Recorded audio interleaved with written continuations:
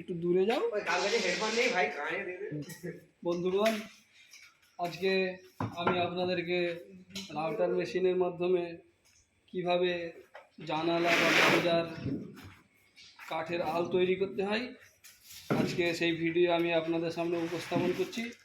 তার জন্য প্রথমে আমাদেরকে করতে হবে এইভাবে দুটো ক্ল্যাম্পস জোগাড় করে সেই ক্ল্যাম্পসের মধ্যে আমাদেরকে এইভাবে এই যে কাঠ দেখতে পাচ্ছেন এই কাঠটাকে আগে এইভাবে ফিট করে নিতে হবে।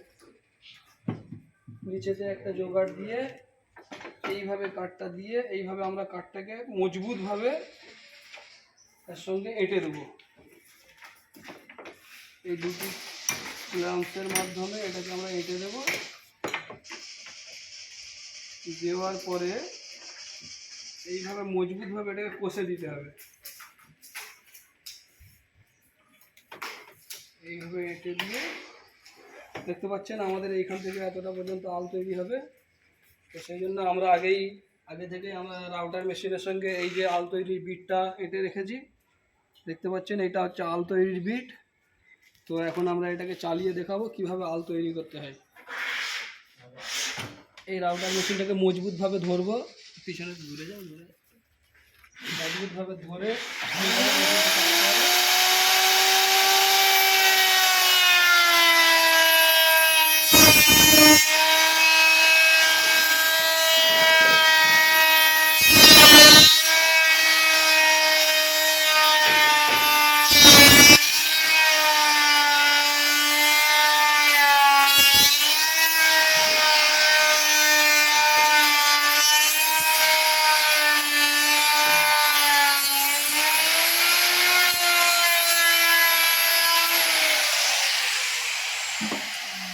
বন্ধুরা দেখুন এই আমাদের একদিকে আমরা আল তৈরি করে ফেললাম।